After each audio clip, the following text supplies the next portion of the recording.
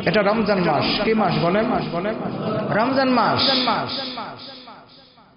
আত্মশুদ্ধির মাস, সংযমের মাস। ঠিক না? ঠিক না? আত্মশুদ্ধি অর্জন করবে কারা? মুসলমানেরা। কারা অর্জন করবে? ঈমানদারেরা।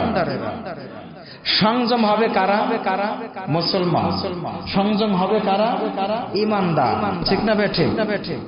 এখন এই রমজান মাস আসার পরেও কিছু মানুষ দেখবেন, গতকালকে দেখলাম খবরে পিরোজপুরের একটা গ্রামে এই যাতায়াত মানে একটা খাল পার হওয়ার জন্য ওই রডের ব্রিজ আছে। কিসের ব্রিজ? কথা বুঝতে পেরেছেন? তো উনি এক দলের হচ্ছে নেতা, পাতি নেতা।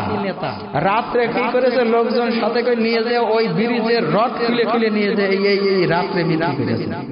জোরে কান সুবহানাল্লাহ। তাহলে কি রোজার মাস আত্মসংযম ওর কাছে হইল? কথা বলেন। তাহলে আমার কথা কি বুঝতে পারছেন?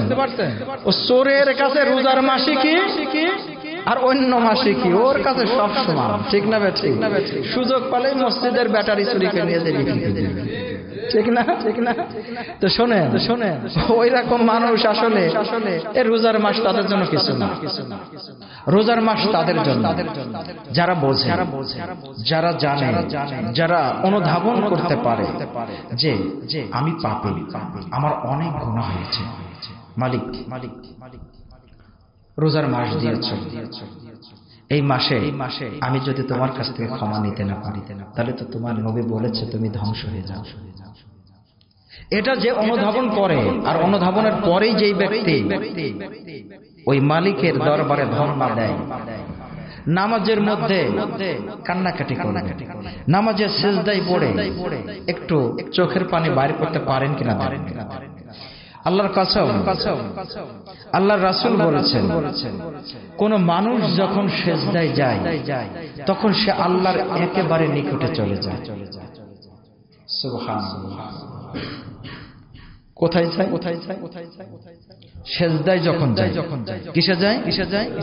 সিজদা। নামাজ ছাড়া কি সিজদা আছে নাকি? নাই।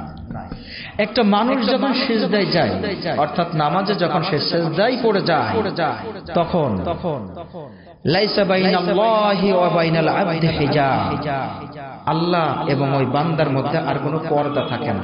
সুবহানাল্লাহ। কি থাকে না?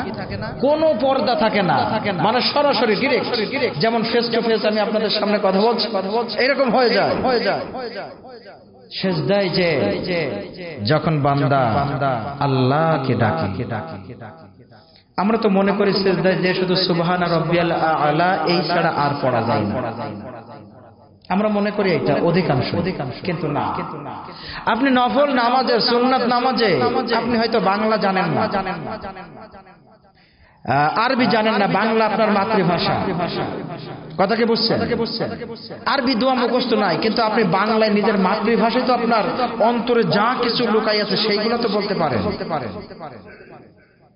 সিজদায় পড়ে সেইগুলো আপনি জানান মালিককে, মালিক অনেক বড় পাপ করেছি, আমার এত পাপ যে আসমান থেকে জমিন পর্যন্ত সব ভর্তি হয়ে গেছে। ও মালিক গো, পূর্ব থেকে পশ্চিম, উত্তর থেকে দক্ষিণ, সব জায়গা আমি পাপ করে ভর্তি করে ফেলেছি। তুমি যদি আমাকে মাফ না করো, আমার আর মাফ করার কেউ নাই। তখনই যেন মালিক আমাদেরকে ডাক দিয়ে বলে, ইয়া ইবনে আদম লাউ বালাগাত যুনুবুকা আনানাস সামাওয়াতি ওয়াল আরদ। আদম সন্তান, তোমার গুনাহ যদি আসমান পর্যন্ত পৌঁছায় যায় আর জমিন পর্যন্ত পৌঁছায় যায়, আদম সন্তান লাউ বালাগাত যুনুবুকা বাইনাল মাশরিকি ওয়াল মাগরিবি, আদম সন্তান রে, যদি পূর্ব থেকে পশ্চিম পর্যন্ত সমস্ত জায়গা গুনার দ্বারা পূর্ণ হয়ে যায়, তারপরেও যদি সুম্মাস্তাগফিরতানি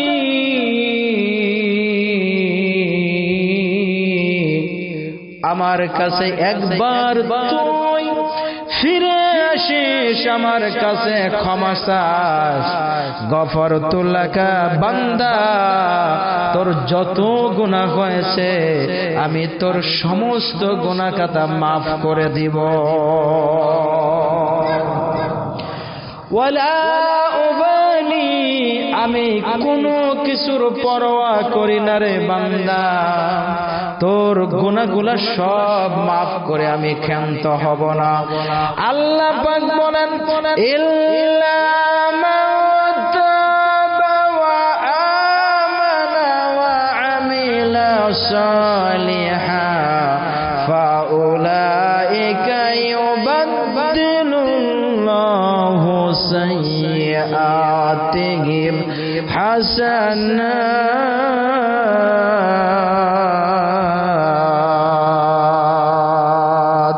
ওয়া কানা আল্লাহু গফুরার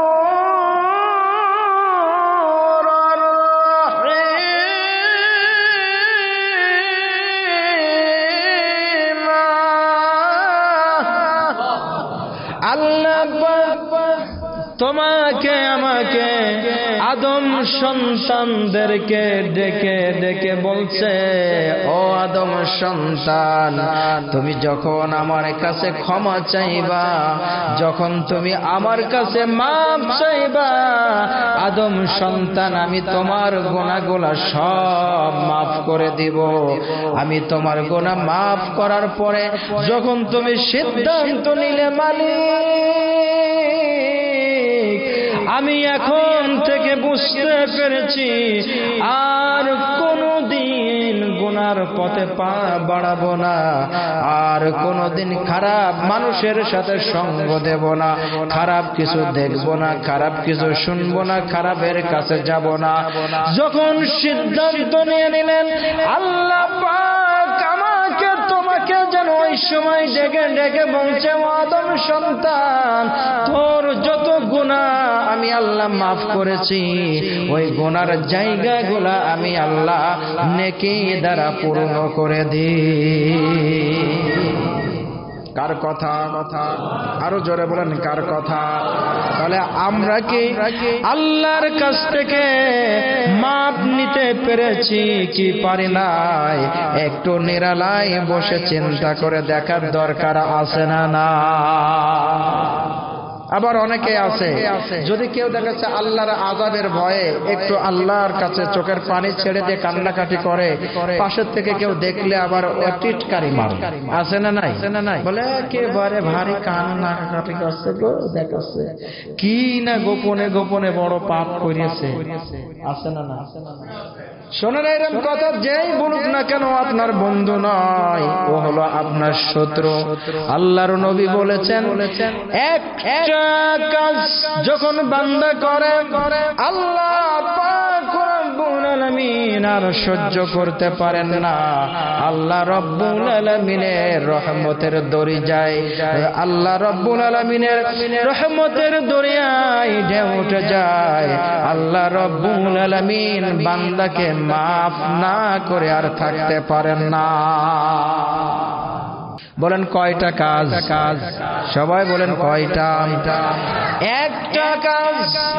নবীজি বলেছেন, বান্দা যখন আল্লাহর আযাবের ভয়ে আল্লাহ জাহান্নামের মধ্যে যে শাস্তি গুলা দিবেন, ওই শাস্তির কথা চিন্তা করে বান্দা যখন আল্লাহ রব্বুল আলামিনের দিকে নিজের অন্তরটাকে মতওয়াজ্জা করে দিয়ে আল্লাহ রব্বুল আলামিনের কাছে ক্ষমা চাইতে থাকে, এমতা অবস্থায় বিকলবিন সালিম অন্তরটা যখন রিফ্রেশ হয়ে যায়, চোখ দিয়ে যখন পানির ফোঁটা বাইরে হওয়া শুরু হয়ে যায়, চোখের পানির ফোঁটাটা যখনই নাকের ডগাটা ভেদ করে নিচে যাওয়া শুরু করে দেয়, এরা আগেই রব্বুল আলামিন তার আরশে আজিমের উপর থেকে ওই বান্দার গুনাহ মাফ করে দেয়। তাহলে চোখের পানির দাম আছে না নাই? হ্যাঁ, কত মানুষ আছে দুনিয়ায় কোন মহিলাকে পাওয়ার জন্য বা কোন মানুষকে পাওয়ার জন্য চোখের পানি ফেলে, আছে না নাই?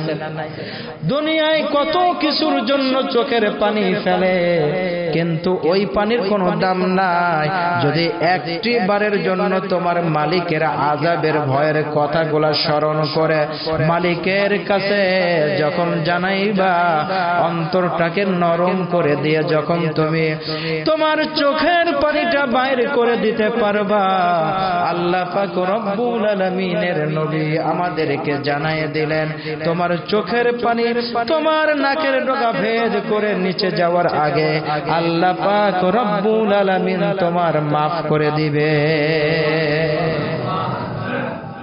তাহলে একটু চেষ্টা করবেন যে আল্লাহর ভয়ে আপনার অন্তরটা কাঁদে কিনা। অন্তর যতক্ষণ কাঁদবে না ততক্ষণ আপনার চোখ দিয়েও পানি বাইর হবে না, এটা বাস্তবতা। আপনি হাজারো চেষ্টা করে পানি বাইর করতে পারবেন না যদি আপনার অন্তরে আল্লাহর ভয়ে না কাঁদে। বুঝতে পেরেছেন?